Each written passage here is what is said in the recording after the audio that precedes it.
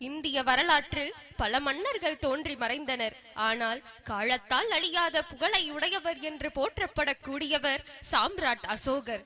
இவர் காந்திக்கு முன்பே அஹிம்சை கொள்கையை பின்பற்றியவர். மக்கள் நல அரசை நிறுவியவர். சாலையோரங்களில் மரங்களை நடச் செய்தவர்.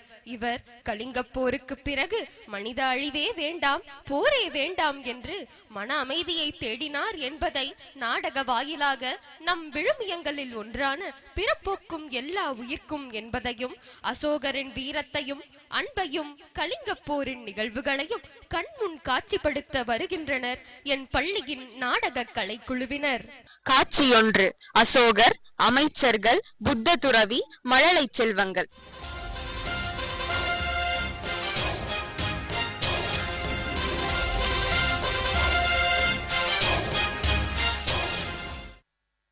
மன்னர் விலங்குகளுக்கென்று ஒரு மருத்துவமனை அமைக்க சொன்னாரு.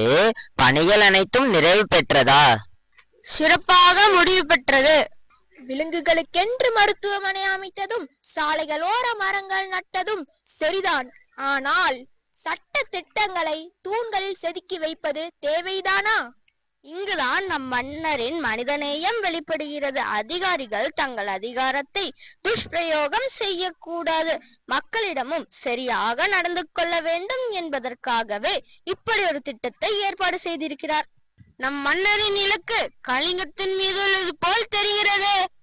ஆம், ஏனென்றால் கலிங்கம் மிகுந்த கப்பற்படை வலிமை கொண்டது.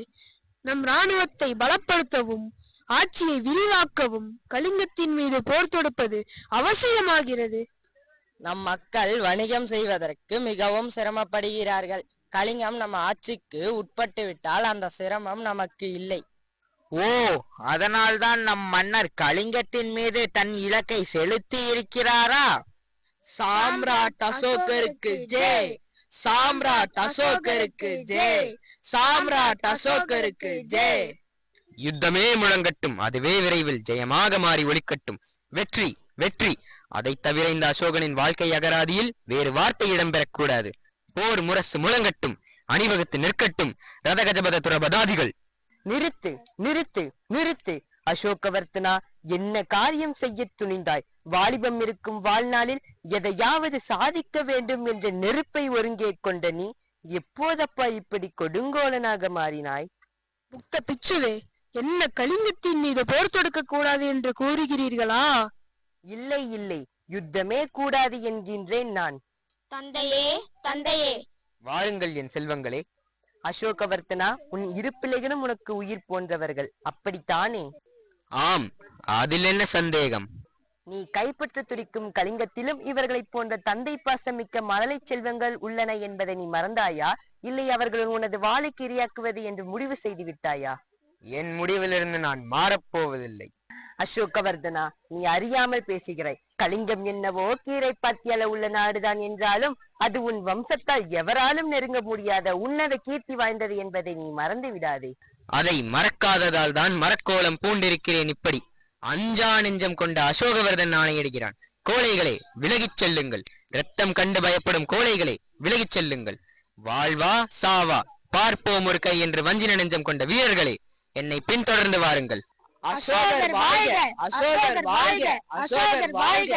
உக்கிரமான போர் ஒரு நாள் அல்ல, இரு நாள் அல்ல, 150 நாட்கள் போர் நடந்தது.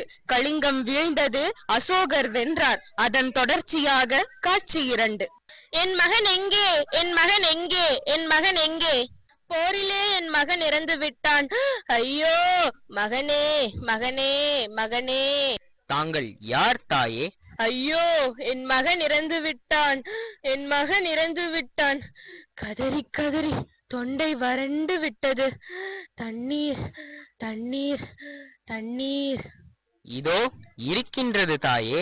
இந்த அகால நேரத்தில் இறந்து போன என் மகனே வந்து உதவி செய்வது போல் உள்ளது. யாரப்பா நீ? நான் தான் சாம்ராட் அசோகர். சாம்ராட் அசோகர்! சாம்ராஜ்ய வெறிப்பிடித்த சாம்ராட் அசோகர்! எங்கள் வருங்கால சந்ததியினரை வாயில் போட்டு விளங்கிய வெறிப்பிடித்த அசோகர்! பூவும் மஞ்சளுமாக இருந்த பெண்களை விதவைகளாக்கி புலம்ப வைத்த அசோகர்! ஐயோ, அவசியமின்றி போர் நடத்தி இத்தனை பெயரை பழிவாங்கி இருக்கிறாயே, உனக்கு இதயம் என்பதே கிடையாது.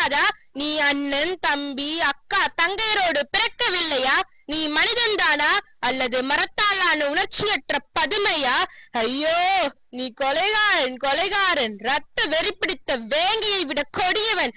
சி சி, உன் கையால் தண்ணீர் வாங்கி குடிப்பதை விட சாவதே மேல்.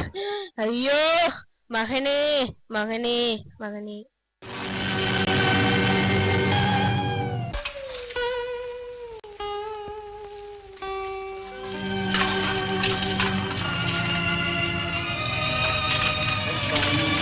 சரணம் கச்சாமி சங்கம் சரணம் கச்சாமி தர்மம் சரணம் கச்சாமி. துறவியே, ஆந்தையும் வவ்வாழும் அழுகின்ற இந்த நேரத்தில் கழுகும் கோட்டானும் குடியிருக்கும் இந்த இடத்தில் தாங்களா? ஆமாம், நோய் இருக்கும் இடத்தில் தானே வைத்தியனுக்கு வேலை. அதனால்தான் மண்ணாசை என்னும் தொழுநோய் பிடித்தலையும் உன்னை தேடி வந்திருக்கிறேன். ஏற்கனவே ஏர்முனைப்பட்ட நன்சை நிலம் போல் புண்ணாகியுள்ளது என் நெஞ்சம். தயவு செய்து என்னை மீண்டும் கெடுத்து விடாதீர்கள். அசோகவர்த்தனா, இந்த ஆயுசு உலகத்தில் கெடுக்க முடியாத நபர்களே இல்லையப்பா. சத்திரிய குல திலகனே, சற்று நேரம் உன் காதுகள் எனக்கு கடன் கொடு.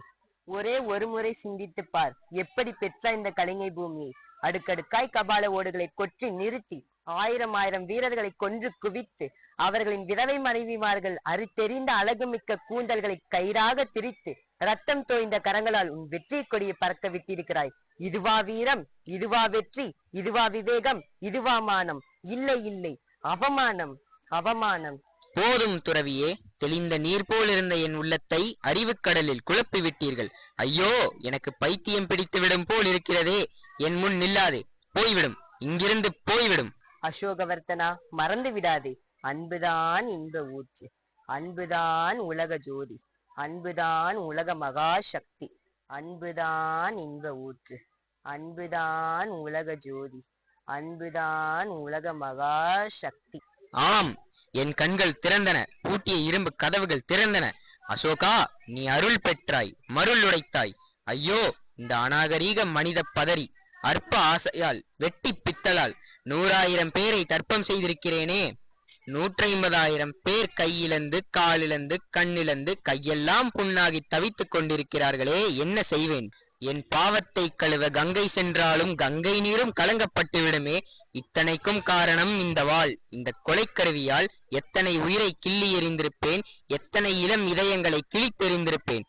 கொடுமையிலும் கொடுமை இந்த நிலை நீடிப்பது, மடமையிலும் மடமை. அத்தனை பேரையும் ஒரே வீச்சில் வெட்டி வீழ்த்திய வீர வாளே, இனி ஒளிந்து போய் என் உரையை விட்டு. கடும் புயலாய் சீறி வந்த காட்டானையை கூறு போட்டு என் அங்கங்களில் இடம்பெற்ற காட்டாரியே, கலன்று விடு என் நாடையை விட்டு. ஏய் கலிங்கமே, இந்த அசோகன் தலைகீழாக மாறிவிட்டான்.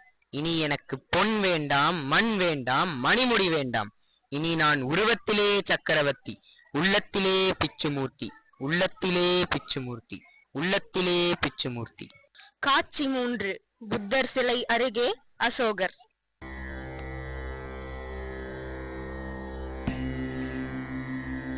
போதி மரத்து புத்தரே, ஆண் பெண் தவிர சாதி வேறில்லை என்று வேதம் கூறிய சித்தனே, எனக்கு நீதான் வேண்டும், உன் அன்புதான் வேண்டும், அறம்தான் வேண்டும். ஏற்றுக்கொள் என்னை, என்னை ஏற்றுக்கொள். தந்தையே, தந்தையே, நாட்டை துறந்து காட்டிற்கு செல்ல போகிறீர்களா? இல்லை மகளே, இனி நாம் போர்க்களம் துறந்து அன்பு வழி பூண்டு புத்தர் கொள்கை வழி நடப்போம். மற்ற உயிர்களை தம்முயிர் போல் மதிக்கும் மனப்பான்மை ஒருவருக்கு வந்துவிட்டால் அவர் எல்லா உயிர்களும் இன்புற்றி இருக்கவே பாடுபடுவார். நாங்கள் இருவரும் புத்தர் பெருமானின் வழிப்படி நடந்து கொள்வோம். யாரங்கே? தலைமை அமைச்சர்களை வரச் சொல்லுங்கள். ஆகட்டும் அரசே.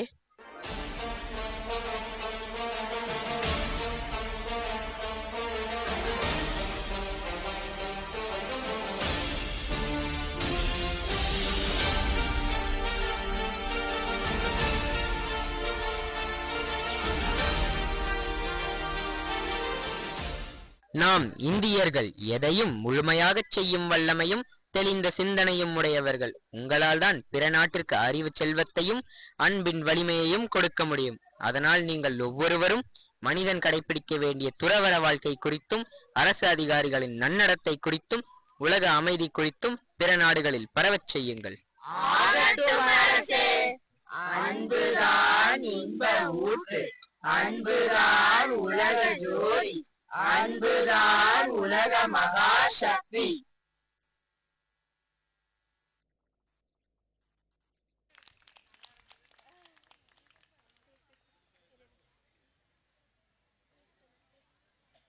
ஒரு